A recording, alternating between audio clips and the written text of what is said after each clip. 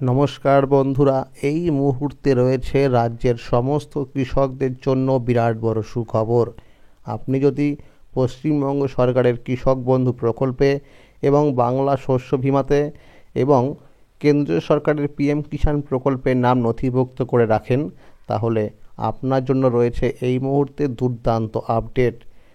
কৃষক বন্ধু প্রকল্পের বিরাট বড় আপডেট নিয়ে এবং বাংলা শস্য বীমা প্রকল্পের টাকা কবে থেকে দেওয়া হবে এবং পিএম কিষাণ প্রকল্পের 19তম কিস্তির টাকা কবে থেকে দেওয়া হবে, সেই বিষয়ে সঠিক আপডেট জানানো হয়েছে আজকের এই ভিডিওটির মাধ্যমে। তাই বন্ধুরা, ভিডিওটি একটু স্কিপ না করে সম্পূর্ণ দেখুন, তাহলে জানতে পারবেন অনেক কিছু আপডেট।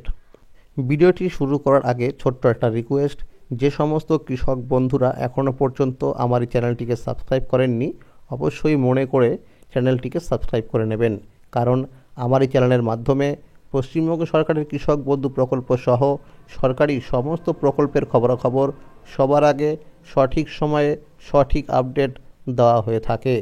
চলুন বন্ধুরা, এবার দেখে নেওয়া যাক কী বলা হয়েছে আজকের এই প্রতিবেদনে। বাংলা শস্য বীমা টাকার আপডেট। বাংলার শস্য বীমা বিষয়ে মুখ্যমন্ত্রী মমতা বন্দ্যোপাধ্যায় এক সাংবাদিক সম্মেলনে বলেন, নভেম্বর পর্যন্ত 1,02,00,000 কৃষক শস্য বীমা প্রকল্পের সুবিধা পেয়েছেন। মোট 3,221 কোটি টাকা সহায়তা করা হয়েছে। বন্যা, ঘূর্ণিঝড় দানার প্রভাবে ক্ষতিগ্রস্ত হয়েছেন কৃষকরা। মুখ্যমন্ত্রী জানিয়েছেন, নতুন 65 লক্ষ কৃষক নাম নথিভুক্ত করেছেন। 2 ডিসেম্বর থেকে জেলায় জেলায় রিপোর্ট খতিয়ে দেখা শুরু হয়েছে। এরপরেই যোগ্য কৃষকদের ডিসেম্বরের মধ্যে টাকা দেওয়া হবে বলে মুখ্যমন্ত্রী জানান।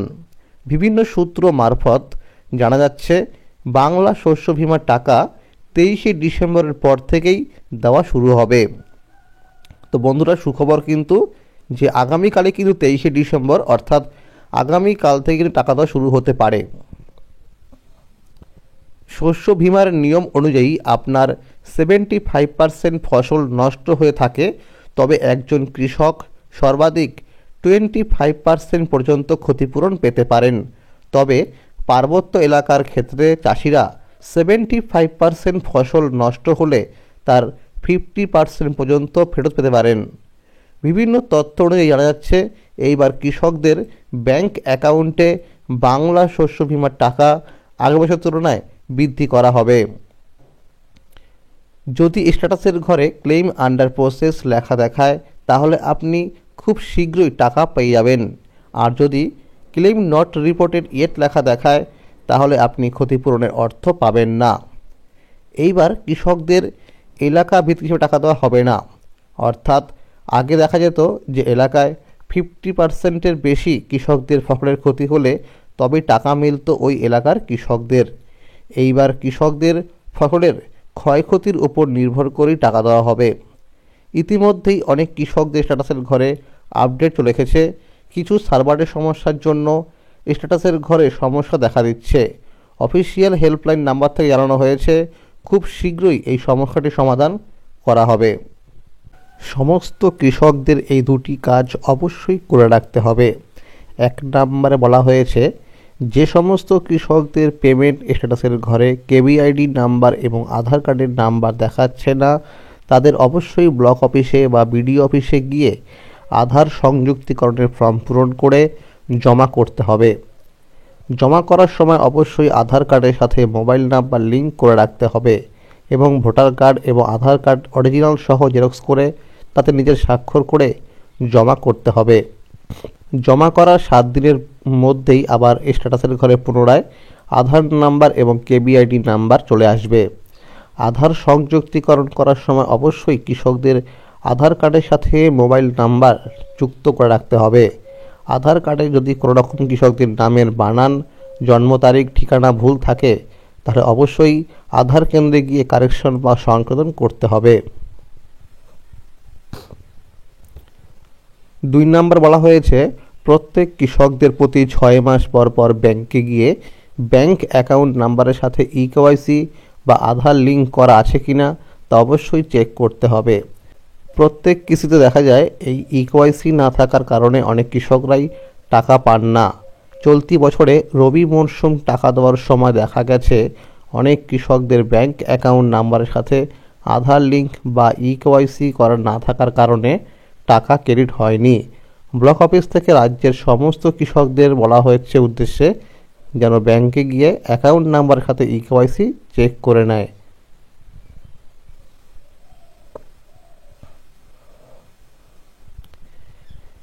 দেশের কৃষকদের ডিজিটাল আইডি কার্ড দেওয়া হবে। আধার কার্ডের মতো এবার একটি বিশেষ কার্ড পাবেন দেশের কৃষকরা। কৃষকদের বিভিন্ন সুবিধা দিতেই এরকম সিদ্ধান্ত নেওয়া হয়েছে। এই কার্ডে থাকবে কৃষকদের জমির পরিমাণ, জমির মালিকানার নাম, কোন মরশুমে কোন ফসল চাষ করা হচ্ছে, এছাড়াও আরও বিভিন্ন তথ্য সংযুক্ত করা থাকবে। দেশের কৃষকদের ডিজিটাল পরিচয়পত্র দেওয়ার লক্ষ্যেই এরকম কার্ড দেওয়ার সিদ্ধান্ত নেওয়া হয়েছে। এই ডিজিটাল কার্ডের মাধ্যমে কৃষকরা সহজেই ফসলের বীমা ও ঋণ নেওয়ার সুবিধা পাবেন। খুব শীঘ্রই এই কার্ড তৈরির প্রক্রিয়া শুরু হয়ে যাবে বলে জানা গেছে। এই রকম ব্যবস্থার ফলে কৃষকরা খুবই উপকৃত হবে বলে প্রশাসনের সূত্রে জানানো হয়েছে। কৃষক বন্ধু প্রকল্পে নথিভুক্ত কৃষকদের করতে হবে কেওয়াইসি। রাজ্যের কৃষকদের শনাক্তকরণ করতে কেওয়াইসি করার সিদ্ধান্ত নেওয়া হয়েছে। বিভিন্ন সমীক্ষায় দেখা গেছে অনেক ভুয়ো কৃষকদের অ্যাকাউন্টে প্রত্যেক কিস্তিতে টাকা ক্রেডিট হচ্ছে। বিভিন্ন জেলার কৃষকরা ব্লক অফিসে গিয়ে এই বিষয়ে অভিযোগ জানিয়েছেন। এছাড়াও অনেক কৃষকদের মৃত্যু হওয়ার পরেও তাদের ব্যাংক অ্যাকাউন্টে প্রত্যেক কিস্তিতে টাকা ক্রেডিট হচ্ছে।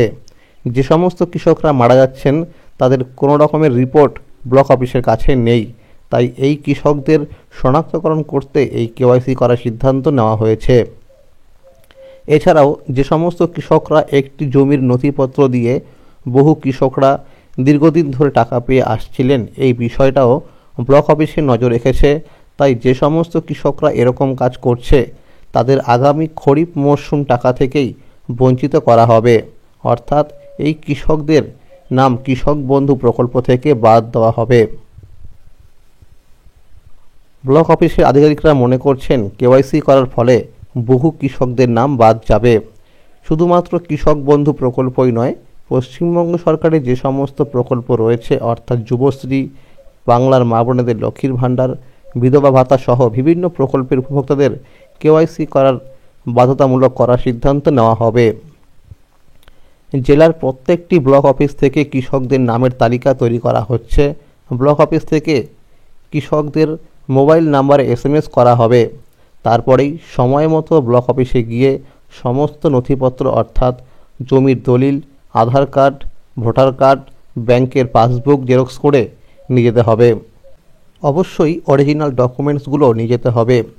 ব্লক অফিসের আধিকারিকরা সমস্ত অরিজিনাল ডকুমেন্টসগুলো ভেরিফিকেশন করবে। যদি কোনো কৃষকরা এই কেওয়াইসি না করে তাহলে তাদের নাম কৃষক বন্ধু প্রকল্প থেকে বাদ দেওয়া হবে বলে জানা গেছে বিভিন্ন সূত্রে। এই কেওয়াইসি করার ফলে রাজ্যের সঠিক কৃষকরা টাকা পাবেন। কবে থেকে এই কাজ শুরু করা হবে সেই বিষয়ে এখনও কোনো রকমের আপডেট আসেনি। আশা করা যাচ্ছে 2025 সালের শুরুতেই এই কাজ শুরু হতে পারে। কেন্দ্রীয় সরকার PM কিষাণ প্রকল্পের নথিভুক্ত কৃষকদের উদ্দেশ্যে জারি করা হয়েছিল, যারা একটি মোবাইল নাম্বার দিয়ে বহু কৃষকরা নাম রেজিস্ট্রেশন করেছিল তাদের নতুন করে পৃথক পৃথক মোবাইল নাম্বার আপডেট করার জন্য। রাজ্যের কৃষক বন্ধু প্রকল্পের মাধ্যমে যারা টাকা পাচ্ছেন তাদের মধ্যে যারা এরকমটা করছে তারা আগে থেকে যেন মোবাইল নাম্বারটি আপডেট করে নেয়। ভবিষ্যতে এই নিয়ে অনেক সমস্যা হলেও হতে পারে। PM কিষাণ প্রকল্পের 19তম কিস্তির টাকার আপডেট। কেন্দ্র সরকার ভারতবাসীদের জন্য যে কয়েকটি প্রকল্পের সৃষ্টি করেছে তার মধ্যে অন্যতম হলো প্রধানমন্ত্রী কিষাণ সম্মান নিধি যোজনা বা PM কিষাণ প্রকল্প। বছরে 3টি কিস্তির মাধ্যমে 2,000 টাকা দিয়ে অর্থাৎ মোট 6,000 টাকা এই প্রকল্পের মাধ্যমে আর্থিক সাহায্য দেওয়া হয়ে থাকে। চলতি বছরে 5ই অক্টোবর 18তম কিস্তির টাকা কৃষকদের ব্যাংক অ্যাকাউন্টে দেওয়া হয়েছিল। প্রধানমন্ত্রী কিষাণ সম্মান নিধি যোজনার কিস্তির টাকা 4 মাস অন্তর অন্তর কৃষকদের ব্যাংক অ্যাকাউন্টে দেওয়া হয়। বিভিন্ন সূত্র মারফত জানা গেছে এই প্রকল্পের 19তম কিস্তির টাকা 2025 সালের ফেব্রুয়ারি মাসে দেওয়া হবে। তো বন্ধুরা, আজকের এই ছিল আপডেট। এরকম আরও আপডেট পেতে হলে অবশ্যই মনে করে চ্যানেলটিকে সাবস্ক্রাইব করে রাখবেন এবং সকলের কাছে শেয়ার করে দেবেন। যদি এই ভিডিওটি ভালো লাগে অবশ্যই লাইক করে দেবেন। ধন্যবাদ।